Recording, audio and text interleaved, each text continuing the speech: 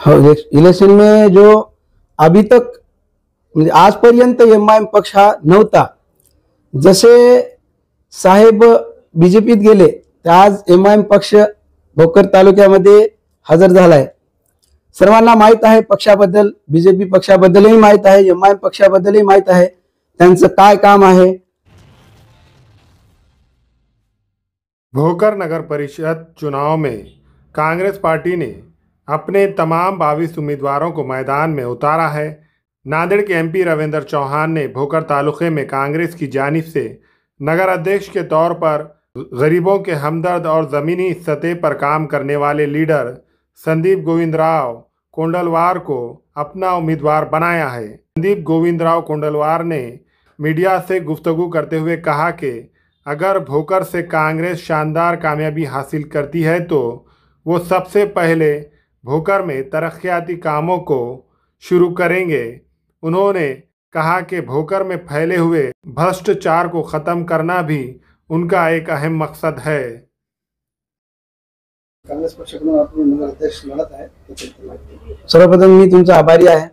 भोकर शहरात तुम्ही आलात. माझं नाव संदीप गोविंदराव कोंडलवार. मी माझ्या कुटुंबाचा वारसा जपत आज मी नगराध्यक्ष या पदासाठी उभा टाकलेला आहे. 11 प्रभाग असतील भोकर शहरामध्ये मी विकासाच्या मुद्द्यावर विरोधकांना तोंडापुढे जाणार आहे की हे मी विकास करून दाखवेन. वंचित सोबत तुमची युती झाली नाही का? म्हणजे काय नुकसान होऊ शकतात काय? मी पक्षश्रेष्ठींना पण विनंती केलं होतं, पण काही पक्षश्रेष्ठींनीच निर्णय घेतल्यामुळे हे आम्हाला युती झाली नाही. भोकर हे अशोकरावचा गड मानला जातं. किती कसा असेल तुमचा गड? हा अगोदरपासून काँग्रेसचाच होता. चव्हाण साहेब गेल्यापासून भोकर हे अगोदरही काँग्रेस में आहे, आताही काँग्रेस में राहील. डेव्हलपमेंटचं काम कसं होणार काय? आदरणीय खासदार साहेबांच्या रूपामध्ये आम्ही डेव्हलपिंग करणारच आहोत. त्यांच्या पूर्ण निधीचा उपयोग करून आम्ही विकास कामांना प्राधान्य देणार आहोत. मूलभूत सुविधा लोकांना उपलब्ध नाही त्याबद्दल आपण काय सांगू? नगर परिषद निवडणूक ही गेल्या 2014 झाली होती. नंतर ती 19 मध्ये संपली होती. नंतर कोरोना काळामुळे ही इलेक्शन होऊ शकली नाही. तर हे आज या घडी 2025 मध्ये काही विकास कामे आतापर्यंत राहिलेलीच आहेत. नळाला स्वच्छ पाणी, फिल्टर पाणी, तसेच शिक्षणाचा दर्जा. भोकर शहरामध्ये 2009 मध्ये प्रस्ताव होता.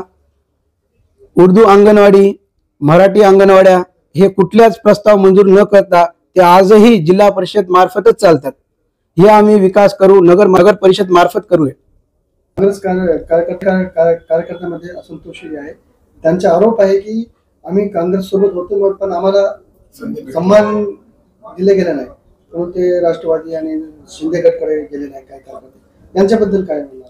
आदरणीय खासदार साहेबांनी तसेच पप्पू पाटील कोंडेकर साहेबांनी, जिल्हा अध्यक्ष साहेबांनी जे मुळात काँग्रेस पक्ष जो आहे सर्वसामान्याचा पक्ष आहे, सर्व जाती धर्मांना घेऊन चालणारा पक्ष आहे. कुठलाच जातीभेद न करता साहेबांनी तिकीट वाटप केलंय. तसेच जो पक्षासाठी झटला लढला त्यांना हे तिकीट देण्यात आले. हे विनाकारण विरोधकांचाच आरोप आहे. अपोजिशन का यह इल्जाम है कि कांग्रेस बीजेपी के इशारे पे काम कर रही है. इस पर आपका क्या कहना है? आपके जरिए मैं आज सुन रहा हूं की हे तुमच्याकडूनच ऐकत आहे. सर्व जनतेला माहित आहे भाजप पक्षाची बी टीम कोणता पक्ष आहे. काँग्रेस आहे सरळ सरळ चलणारा पक्ष आहे. कांग्रेस जीत पाएंगे सर, क्या लगता है? आमचं पूर्ण बहुमत येईल, याच्यात कुठलं दुमक नाही. नगराध्यक्ष तर मी येणारच. आमचे सीट 22 येतीलच. सर, मुस्लिम वोट तोड़ने का वास्ते यहाँ पे लोगों का कहना है कि यहाँ पे एमआईएम को पहली बार उतारा गया है. इस पर क्या? हो, इलेक्शन में जो अभी तक म्हणजे आजपर्यंत एमआयएम पक्ष हा नव्हता. जसे साहेब बीजेपीत गेले तर आज एमआयएम पक्ष भोकर तालुक्यामध्ये हजर झालाय. सर्वांना माहित आहे पक्षाबद्दल, बीजेपी पक्षाबद्दलही माहित आहे, एमआयएम पक्षाबद्दलही माहित आहे त्यांचं काय काम आहे. जाती जातीत भांडणे लावणे हे त्यांचं काम आहे. आम्हाला कुठलाही फरक पडणार नाही. भोकरची जनता ही सर्व ओळखून आहे. त्या असल्या थराला जनता जात नाही, आमच्या सोबत आहे, हे आम्हाला अभिमानानं गर्व आहे. 2 तारीख को मतदान होने वाला है सर, अवाम से आपको क्या आह्वान रहेगा?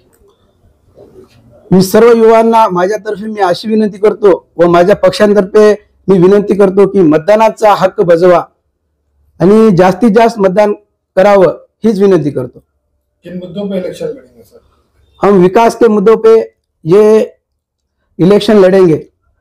क्यों तो भोकर शहर जो ऐसा है की यहाँ पे शिक्षण, शाळेचा कुठलाही दर्जा नाही, लाईट, सोलार लाईट, जिथं ज्यांचे घर मोठे आहेत त्यांच्याकडेच आहेत, गरिबांच्या वस्तीमध्ये कुठलीच लाईट नाहीये, पाण्याचा प्रश्न, नगर परिषदमध्ये कुठलाही पैशाशिवाय काम होत नाही.